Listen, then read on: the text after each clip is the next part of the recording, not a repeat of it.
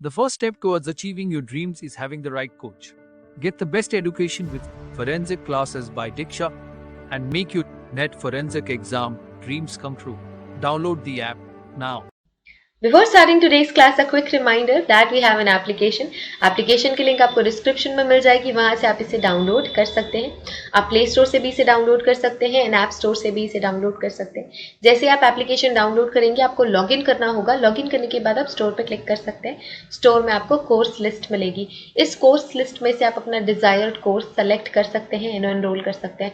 For example, अगर मैं forensic science net की प्रिपरेशन कर रही हूँ तो मैं फोरेंसिक साइंस नेट का कोर्स सेलेक्ट करूंगी। अगर मैं क्रिमिनोलॉजी की प्रिपरेशन कर रही हूँ तो मैं यूजीसी नेट क्रिमिनोलॉजी का कोर्स सेलेक्ट करूंगी। अगर मैं मास्टर्स की प्रिपरेशन कर रही हूँ, मुझे सेमेस्टर क्लासेस चाहिए, तो मैं सेमेस्टर क्लासेस का कोर्स चूज करूंगी। फॉर एग्जाम्पल, अगर मैं यूजीसी नेट फोरेंसिक साइंस की प्रिपरेशन कर रही हूँ तो मैं फोरेंसिक साइंस का कोर्स चूज करूंगी। अगर मैं क्रिमिनोलॉजी की प्रिपरेशन कर रही हूँ तो मैं क्रिमिनोलॉजी का कोर्स चूज करूंगी। इसके अलावा सेमेस्टर क्लासेस भी अवेलेबल है एंड फोरेंसिक के फील्ड में जितने भी entrance examination, BSc entrance examination, MSc entrance examination के कोर्सेज भी अवेलेबल हैं।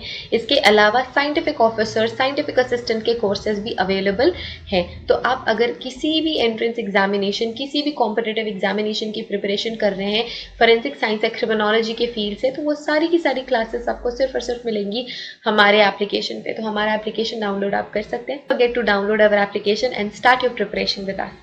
So basically we have two types of courses in our application, video lecture course and study material course. So video lecture course में आपको सारी की सारी चीजें मिलती हैं, video lectures, PDF, study material, mock test, previous year question paper, everything.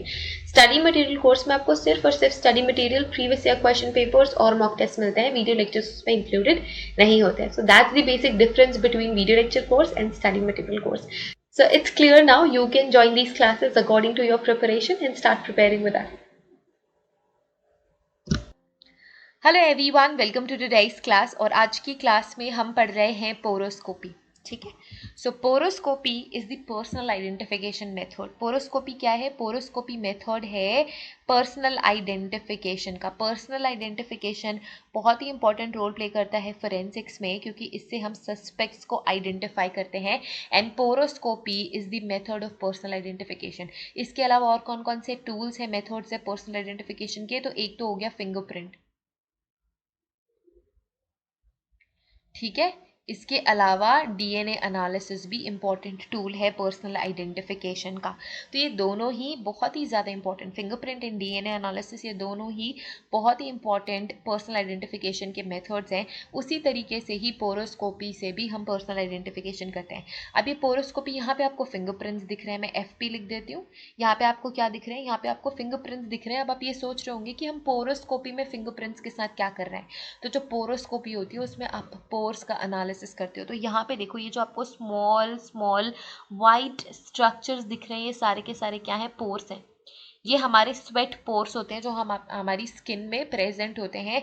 And इन्हीं pores के एनालिसिस को हम पोरोस्कोपी कहते हैं। ठीक है, इसी ही पोर एनालिसिस, तो आप is equal to pore analysis लिख सकते हो,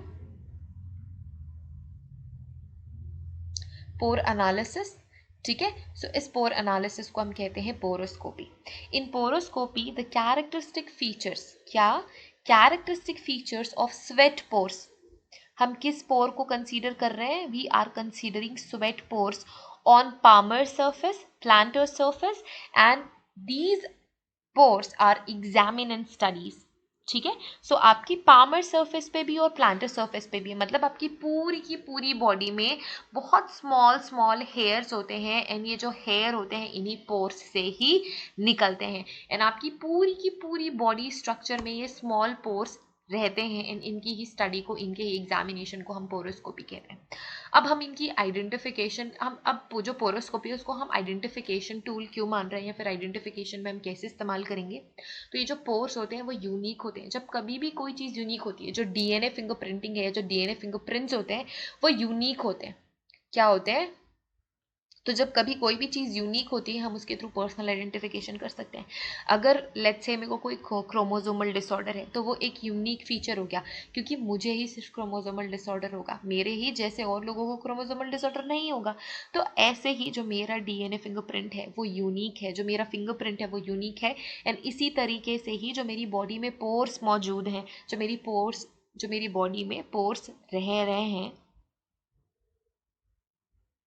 सो इसी तरह ही जो मेरी बॉडी में पोर्स हैं वो भी यूनिक है, उनका स्ट्रक्चर यूनिक है, एंड इसके ही एग्जामिनेशन एंड स्टडी को पोरोस्कोपी हम कहते हैं।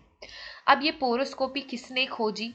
सो एडमंड लोकार्ट, बहुत ही ज़्यादा इंपॉर्टेंट और फेमस पर्सन है एडमंड लोकार्ट फोरेंसिक की दुनिया में। इन्होंने क्या दिया था? Famous principle of exchange, law of exchange, law of, अच्छा मैंने उल्टा लिख दिया, यहाँ पे लिख देते हैं लॉ ऑफ एक्सचेंज। ठीक है, सो लॉ ऑफ एक्सचेंज दिया था एडमंड लोकार्ट ने, और ये लॉ क्या कहता है? जब कभी भी कोई भी ऑब्जेक्ट या कोई भी पर्सन किसी अदर ऑब्जेक्ट या किसी अदर पर्सन के कांटेक्ट में आता है तो एक म्यूचुअल एक्सचेंज होता है, एंड इसी म्यूचुअल एक्सचेंज को हम चेक करके ट्रैक करके लिंक पता लगा सकते हैं। ठीक है, अब इन्हीं पर्सन ने, एडमंड लोकार्ट ने भी ये मेथोडोलॉजी डेवलप करी 1912 में, और इसे कहा पोरोस्कोपी। It has been noted by Lockhart that pores, like ridges, and their rich characteristics are permanent, immutable and unique. जिस तरीके से हमारे फिंगरप्रिंट यूनिक थे उसी तरीके से हमारे पोर्स भी यूनिक थे, और ये किन्होंने पता लगाया? एडमंड लोकार्ट ने पता लगाया। लोकार्ट ने ये पता लगाया कि जो ह्यूमन पोर्स होते हैं, जो बॉडी पोर्स होते हैं, वो रिजिस की तरह ही, रिजिस क्या होते हैं? फॉर एग्जाम्पल ये जो मैंने जो लाइंस मैंने फ्लो करी हैं, let's say this is some fingerprint, ठीक है, ये जो फिंगरप्रिंट है ये रिजेस है। ठीक है, अब रिजेस के बीच में ही स्मॉल पोर्स होते हैं, तो ये रिजेस भी यूनिक होते हैं एंड ये पोर्स भी यूनिक होते हैं। तो एडमंड लोकार्ट ने ही बोला कि ये जो स्मॉल पोर्स प्रेजेंट होते हैं हमारे पामर एंड प्लांटर सरफेसेस पे, ये बहुत ही ज़्यादा यूनिक होते हैं।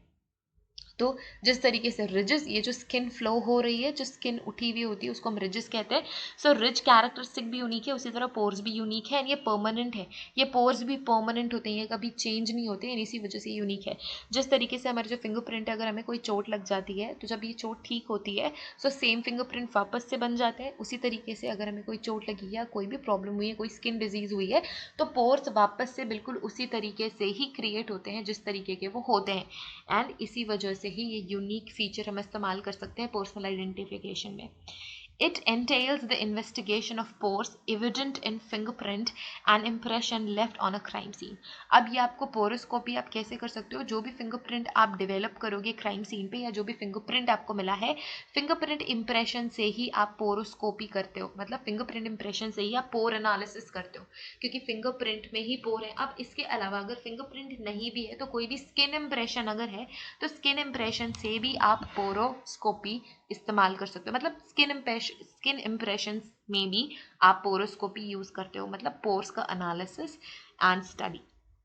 When the impression isn't good enough for comparison, अभी किस इंप्रेशन की बात कर रहे हैं? जब फिंगरप्रिंट इंप्रेशन प्रॉपर और सही से नहीं होते हैं, जिसको हम कंपेयर ना कर सके, then expert uses poroscopy as a second method of identification.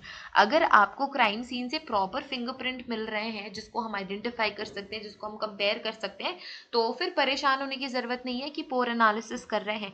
But अगर आपको क्राइम सीन से इनकम्प्लीट फिंगरप्रिंट मिल रहे हैं या इस तरीके के फिंगरप्रिंट मिल रहे हैं जिनसे हम कुछ भी आइडेंटिफाई नहीं कर सकते, तब हम एक सेकेंड मेथड चूज करते हैं, वो होता है poroscopy, which means they can be used to determine identity of individuals. Yes, क्योंकि हम इससे किसी भी पर्सन की आइडेंटिटी पता लगा सकते हैं।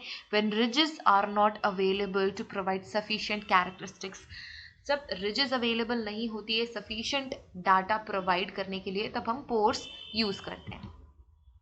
अब पोर्स हम यूज़ क्यों कर रहे हैं, क्या ऐसी खास बात है, क्या यूनिक बात है? तो यहाँ 4 इंपॉर्टेंट बातें हैं जिसकी वजह से ये जो पोरोस्कोपी है वो यूनिक है एंड हम उसे इस्तेमाल कर सकते हैं, यूज़ कर सकते हैं। Each mm of fingerprint ridges contain 9 to 18 pores. Again, really very important and unique. हर एक फिंगरप्रिंट के हर एक सिंगल mm में 9 से 18 पोर्स होते हैं। It contains 9 to 18 pores.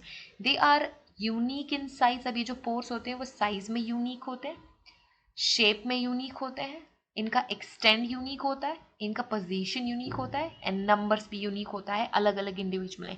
For example कोई इंडिविजुअल ए है, बी है, सी है एंड डी है, ये सारे के सारे अलग अलग इंडिविजुअल्स हैं।